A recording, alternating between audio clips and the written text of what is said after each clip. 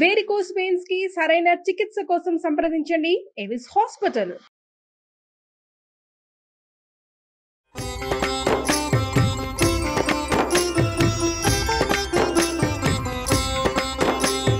నమస్కారం. విష్ణు పురాణం 14వ రోజు పారాయణలోకి వచ్చామండి. సౌభరి కథ విన్నాము. ఇప్పుడు మాంధాత కుమారుడైన అంబరీషుని కొడుకు యవనాశ్వుడి గురించి చెప్పుకుందాం. ఇతని సుతుడు హరిషుడట. వాని సంతతి అంగిరసులు అనేటువంటి గంధర్వులు, 6 కోట్ల మంది గంధర్వులు ఈయన సంతానంగా ఉన్నారట. వీళ్ళు ఏం చేశారు, పాతాళానికి వెళ్ళి అక్కడున్న నాగరాజులను చిత్తకొట్టి వాళ్ళ ఆధీనంలో ఉన్న రత్నాలను, కామినీ రత్నాలను కూడా, స్త్రీలను కూడా అనమాట బలాత్కరించి గ్రహించగా నాగరాజులు బయలువెడలి పాలకడలిని చేరి కాలాత్ముడు, లోకారాధ్యుడు, సర్వమంగళమూర్తి, లోకాభిరాముడు, కరుణాసాగరుడు, పన్నగసేనుడు, శంఖచక్రధరుడు, కోటి సూర్యప్రభాభాసమానుడు, సౌభాగ్యలక్ష్మి సమేతుడు అయినటువంటి లక్ష్మీకాంతుణ్ణి ప్రార్థించగా యోగ నిద్రలో ఉన్న శ్రీపతి మేల్కొన్నాడు. పన్నగపతులు స్వామికి దండ ప్రణామం చేసి తమ ఇక్కట్లను గంధర్వుల చేత చెప్పించారు. అక్కడ ఉన్న వాళ్ళతో చెప్పించారు. ఆయన ఏమన్నాడు అదంతా విని ఈ పన్నగ సర్పాలని ఆదరంగా చూసన్నాడు. పురుకుచ్చుడనేవాడు భూపరిపాలకుడుగా భూమిలో ఉన్నాడు. నా ప్రభావం ఆ పరిపాలకుడికి అంగరక్షగా ఉంది. మీరు వెళ్ళి ఆ రాజును కోరండి, అతను గంధర్వులని అవలీలగా సంహరించి మీకే మేలు కలిగిస్తాడు. పురుకుచ్చుడి దగ్గరికి వెళ్ళమన్నాడు. నాగపతులు వెనక్కి తిరిగి ఏం చేశారు, తమ లోకానికి వచ్చి అంతా ఓ చోట కూర్చుని ఆలోచించారు. ఈ రాజుగారి దగ్గరికి ఎవరిని పంపించాలి అంటే ఇంతలో ఏమైంది, ఒక ముని వచ్చాడు. ఆ ముని వచ్చి ఏం చెప్పాడంటే దీనికి ఎవరిని పంపించాలో ఆయన ఐడియా ఇస్తున్నాడు. పురుకుచ్చుడు నర్మదా నది యందు అత్యధిక ప్రేమతోటి ఉన్నాడు. నర్మద కూడా ఆయన పట్ల అనురాగంతో ఉంది. నర్మదా యొక్క నది స్త్రీ రూపం అన్నమాట. మీరు వెళ్ళి నర్మదకి మీ బాధ చెప్పి ప్రార్థించండి, ఆమె కనికరించి పురుకుచ్చుడిని ప్రేరేపిస్తుంది. అప్పుడు ఆ రాజుగారి తరలొచ్చి మీ పక్షాన్ని నిలబడి మీ శత్రువుల్ని హతమారుస్తాడని చెప్పాడు. ఇంతలో అనుకోకుండా వీళ్ళందరూ ఇలా సమావేశంగా ఉన్నప్పుడు నర్మద ఒక దివ్యకాంతగా మారి అక్కడికి వచ్చిందట. ఈ పాములు సర్పాలందరూ ఆమెను బతిలాడుకున్నారమ్మా, ఇది మా పరిస్థితి అంటే, సరే ఈవిడేమంది ఉండండి నేను పురుకుచ్చుడిని తీసుకొస్తానని పురుకుచ్చుడి దగ్గరికి వెళ్ళి పాతాళానికి తీసుకొచ్చేసారు కల్లా. అప్పుడు వీళ్ళు ఆయన్ని సముచిత రీతిని సత్కరించి, నాయన మహారాజా, విష్ణువు మాకు చెప్పాడు మమ్మల్ని మాకు మేలుగా కలగజేస్తావని, కాబట్టి ఆ మాట సఫలం చేయి. నీ పేరు మేము మహావిష్ణువు దగ్గరే విన్నాము, మాకు సహాయం చేయమని అడిగారు. అయితే ఈ పురుకుచ్చుడు ఏం చేశాడు, ఈ నాగులకి శత్రువులుగా ఉన్న గంధర్వులను ఎదిరించి సహజము విష్ణు ప్రభావ భరితము అయినటువంటి భుజబలంతో ఈ 6 కోట్ల మంది గంధర్వుల్ని సంహరించేశాడట. నాగులకి నిర్భరమైన ఆనందాన్ని కలిగించాడు. వాళ్ళకి ఎలాంటి కష్టం లేకుండా చేసి వాళ్ళ వల్ల స్వకులాభివృద్ధి, నువ్వు వంశాభివృద్ధిని వరంగా పొంది ఇంటికి వచ్చేసి సంతోషంగా ఉన్నాడు. ఇలాంటి ఉపకారాన్ని తమకు చేసినటువంటి ఈ నర్మదకి ఏమైనా వరం ఇవ్వాలని ఈ పన్నగ వటువులు ఆమెను పూజించి ఏమన్నారు, అమ్మా నీ పేరు చతుర్థి విభక్త్యంతంగా చేసి చివర నమః చేర్చి ఉభయ సంధ్యలందును భక్తితో స్మరించే వాళ్ళకి సర్పవిషం సోకదు. నీ దివ్యనామం ఉచ్చరిస్తూ భుజించే వారికి ఆ సమయంలో విషం ఇచ్చినా కూడా అది అమృతమవుతుందని వరం ఇవ్వగా నర్మద సంతోషించి అంగీకరించి పురుకుచ్చుని వద్దకు వెళ్ళి అనురాగంతో అతన్ని వరించింది. ఏమిటో విశేషంగా చతుర్థి విభక్త్యంతంగా చెప్పేవంటే ఏం లేదండి, చాలా నర్మదాయై నమః, మనం రమాయై నమః చెప్పుకుంటాం, లక్ష్మి అయి నమః అని చెప్తాం, పార్వతి అయి నమః, గౌరీ అయి నమః, ఇవన్నీ చతుర్థి విభక్త్యంతాలు. ఇక్కడ కూడా అంతే, నర్మదాయై నమః అనుకోవాలి. అంటే గనక ఎవరైతే ఉభయ సంధ్యల్లో స్మరిస్తారో సర్ప విషం సోకదట. నర్మదాదేవి పాములకి ఇలాంటి ఉపకారం చేసింది కాబట్టి ఆమె ఏం చేసింది, పురుకుచ్చుడి దగ్గరికి వెళ్ళి ఆయన్ని వరించిందట. ఈ దంపతులకి త్రసదస్యుడు అనేవాడు జన్మించాడు. అతని సుతుడు అనరణ్యుడు. ఈ అనరణ్యుడు ఒకసారి ఏం చేశాడట, యజ్ఞం చేస్తుంటే రావణుడు వచ్చి ఈ అనరణ్యుడిని చంపేశాడు, యజ్ఞాన్ని పాడు చేసి వెళ్ళిపోయాడట.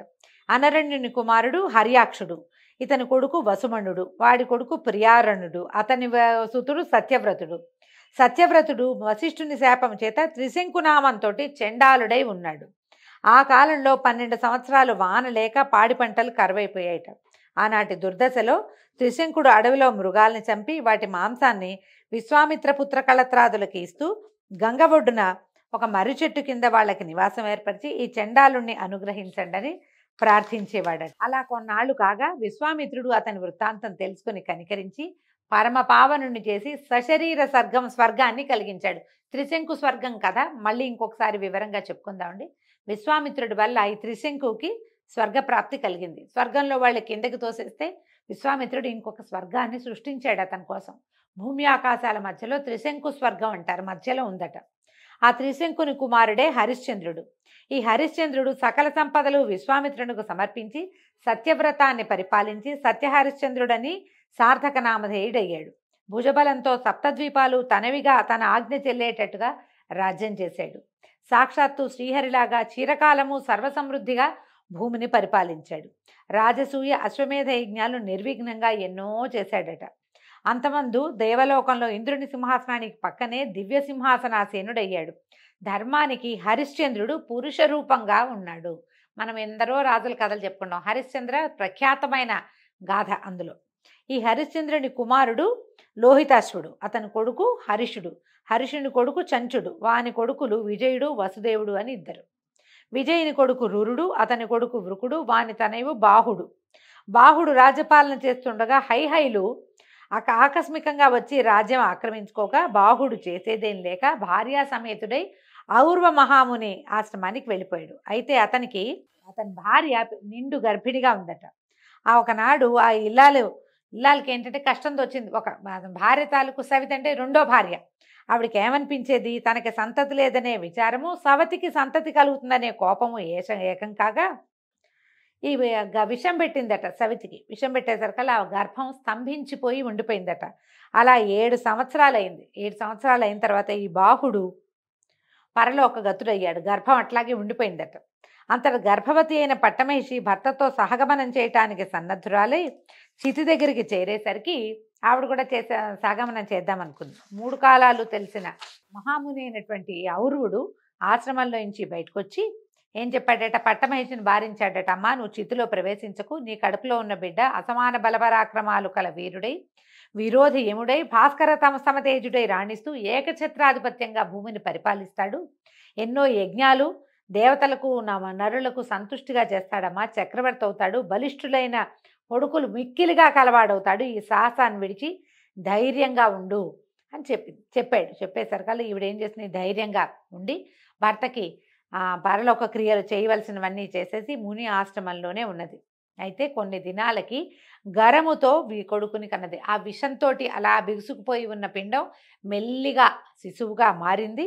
అప్పుడు ఆ విషంతో కుమారుడు జన్మించాడట ఆమెకి. అయితే ఔర్వుడు అనే మహర్షి ఆ పిల్లవాడికి సగరుడు అంటే గరము అంటే గరళము తెలుసు కదా మనకి. గరళం అంటే విషం, గరము అన్నా కూడా విషమే. సగరుడు అని పేరు పెట్టాడట.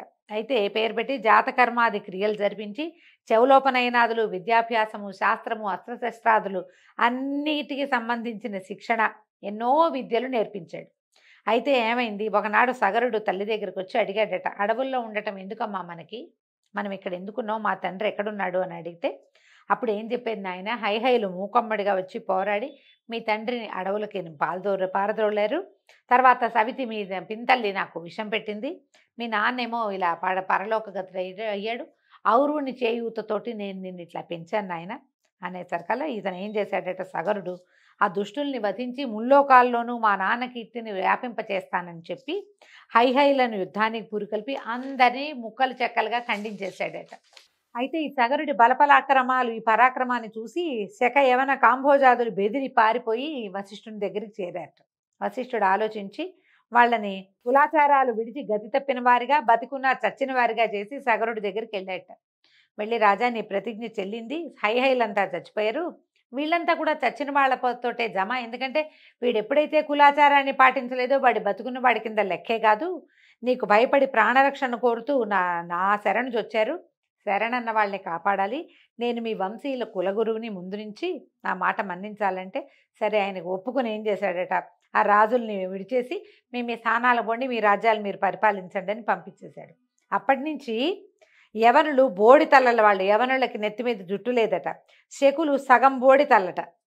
పారదులు విరబోసిన జుట్టు కలిగిన వాళ్ళు, ప్లవులు మీసాలు గడ్డాల వారు, కాంభోజులు అధ్యయనం లేని వారు అయ్యి ఈ కులాలు అంటే వీళ్ళందరూ మనవాళ్లే. శకులు, యవనులు, కాంభోజులు వీళ్ళంతా కూడా భూమి మీద మనతో పాటు ఉన్నవాళ్లే. వీళ్ళని ఇట్లా విడిచిపుచ్చటం వల్లే ఇలాంటి ఇవి వచ్చినాయన్నమాట, పద్ధతులు వచ్చాయన్నమాట. వాళ్ళకి తమ తమ కులాచారాలు విడిచి బ్రాహ్మణులకు దూరమై మ్లేచ్ఛులయ్యారు. ముందంతా వీళ్ళు ఇదే వంశాలకు చెందిన వాళ్ళు, సూర్యవంశానికి చెందిన వాళ్ళు, చంద్రవంశానికి చెందిన వాళ్ళే మొదట. ఇలాగ సగరుడు తండ్రి శత్రువులను దునుమాడి తన నగరానికి వచ్చి అభిషిక్తుడై 7 దీవులకు అంటే సప్ద్వీపాలకి ఏకంగా ఉన్నటువంటి వసుంధరని పరిపాలించి చాలా అద్భుతమైన చరిత్ర కలిగిన వాడై ఉన్నాడు. వినతాకశ్యపుల కుమార్తె అయినటువంటి సుమతిని విదర్భ రాజపుత్రికైన సుకేసిని పెండ్లాడి రాజ్యభోగాలు అనుభవిస్తూ హాయిగా ఉన్నాడు. ఉన్న తర్వాత పుత్రకాంక్షతోటి భార్యల కోసం ఔరువుని దగ్గరికి వెళ్ళి ఆయన చెప్పాడట, నాకు కుమారులు కావాలని కోరుకునేసరికల్లా ఆయన ఏం చేశాట, ఒక భార్యకేమో వంశవర్ధనుడైన కుమారుడు, ఇంకొకటికి 60 మంది కుమారులు కలుగుతారని చెప్పాడట. విదర్భ రాజపుత్రి ఒక కూతుర్ని ఒక కొడుకుని కోరుకుందట, నేను అంతమంది పిల్లల్ని కనలేనని. అలాగే సరే ఏమైంది, కాశ్యపి వినతా కశ్యపుల కుమార్తె అయిన సుమతి నాకు 60 మంది కుమార్తెలు కావాలి. మనం 60,000 మంది అని కథల్లో వింటామండి. 60,000 మంది అని కూడా ఉన్నది ఒక చోట. ఈ భాగంలో మనకు 60 మంది అని కనపడుతుంది. తర్వాత ముని అనుజ్ఞతోటి నగరానికి వచ్చేశారు. సుకేసికి ఒక కొడుకు కలిగాడు, వాడి పేరు అసమంజసుడు.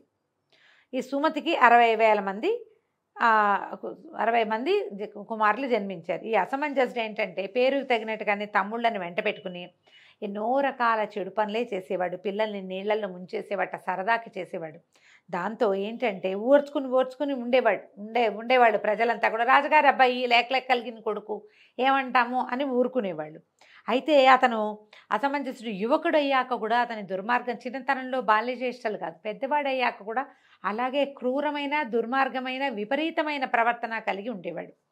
అతనికి ఒక కుమారుడు కూడా కలిగాడట. అయితే ఈ మనవడిని చూశాను చాలు అనుకుని ఈయన ఏం చేశాడు, సగరుడు అసమంజసుడిని వెళ్ళగొట్టేశాట. మళ్ళీ అసమంజసుడి కథ మనకి కనపడదు, ఏ కథల్లోనూ ఎక్కడా చెప్పరు, అతను వెళ్ళగొట్టేయటం మాత్రమే తెలుస్తుంది. అయితే అసమంజసుని యొక్క తమ్ములైన ఈ 60 మంది కూడా అన్నలాగానే దుష్ట చరిత్రలే లోకానికి చికాకు కలిగించేవాళ్ళు. అయితే యజ్ఞాలు పాడు చేయటం, తపస్సులు సాగకుండా చేయటం, కొంటె పనులు చేసేవాళ్ళు అనమాట. దేవతలు సహించలేకపోయేవాళ్ళట వాళ్ళని. అయితే ఏమన్నారు, వీళ్ళు వెళ్ళి విష్ణుమూర్తికి చెప్పారట, నీ అంశతోటి జన్మించినటువంటి మహాతపస్వి కపిలుడు విష్ణుమూర్తి యొక్క అంశతోటి జన్మించాడు, ఆయన దగ్గరికి వెళ్ళారు. ముందు విష్ణువు దగ్గరికి వెళ్ళి మాకు ఏదైనా మార్గం చెప్పమంటే ఆయన కపిలుడి దగ్గరికి వెళ్ళమన్నాడు. కపిలుడి దగ్గరికి వెళ్ళి ఇలాగా సగరుని కొడుకుల దుష్ప్రవర్తన, వాళ్ళు ఎట్లా ప్రవర్తిస్తారు, యజ్ఞయాగాదులు ఎట్లా పాడు చేస్తున్నారు, దేవతల అంశభాగాల్ని రానివ్వకుండా ఎట్లా చేస్తున్నారు చెప్పాము. నువ్వు పద్మాక్షుడివి, భగవంతుని అంశతోటి జన్మించిన వాడివి కాబట్టి వీళ్ళ ఆటలు ఇట్లాగే సాగనిస్తే క్రమంగా యజ్ఞవ్యాగం అనేది నశించిపోతే మేమేం చేయాలి. అయితే ఇట్లా చెప్పేసరికల్లా కపిల మహాముని ఆయన తపస్సు చేసుకుంటున్నాడు. ఆయన ఏమన్నాడంటే, ఒకసారి పాపం పండితే వాళ్ళని మనం ఎవ్వరు ఏమీ చేయక్కర్లా, వాళ్ళ పాపానికి వాళ్ళే నాశనం అయిపోతారు.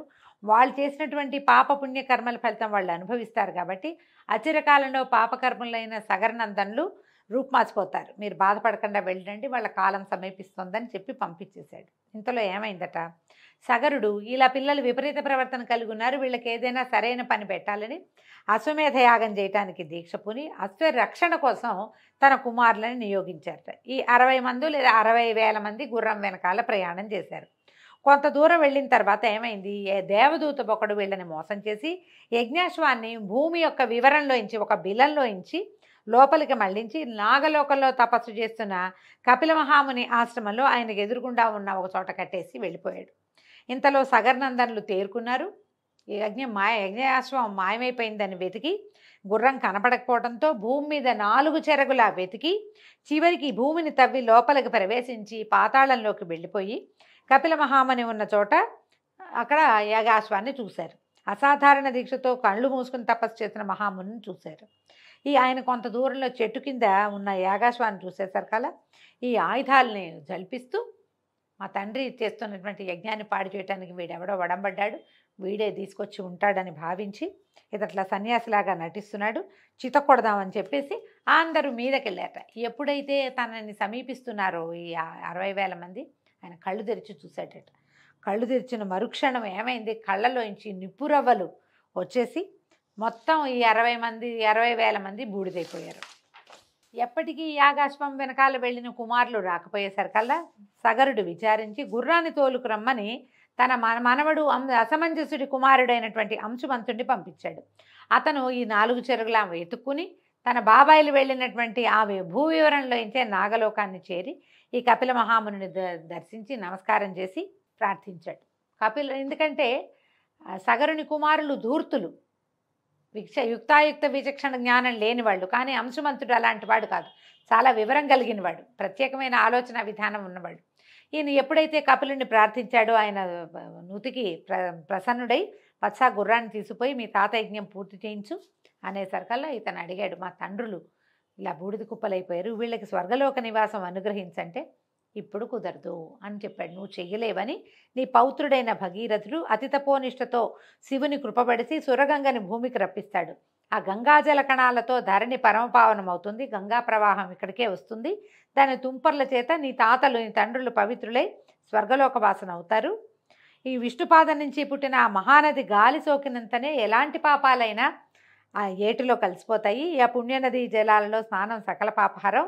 గంగాజలం ఒక్క కణమైనా సరే శరీరంలో ఏ ఒక భాగంలో పడినా కూడా మనిషి పాప విముక్తుడవుతాడు. నువ్వు గుర్రాన్ని తీసుకుపోనాయనా అని చెప్పేసరికి అంశమంతుడు గుర్రాన్ని తీసుకొచ్చేశాడు. తర్వాత యథావిధిగా అశ్వమేధం పూర్తి చేశారు. సగరతనయుల చేత రూపొందిన సముద్రునికి సాగరుడని పేరు వచ్చింది. ఈ భూవివరాన్ని ఎప్పుడైతే వీళ్ళు తవ్వేసరికల్లా అప్పుడు చిన్న జలపాయగా ఉండేటువంటి సముద్రము చాలా పెద్దదైందని చెప్తారండి. ఈ సగర వృత్తాంతంతో ఈరోజు భాగం పారాయణ పూర్తయిందండి. రేపు ఉదయం మళ్ళీ తర్వాతి భాగంలో కలుసుకుందాము. నమస్కారం.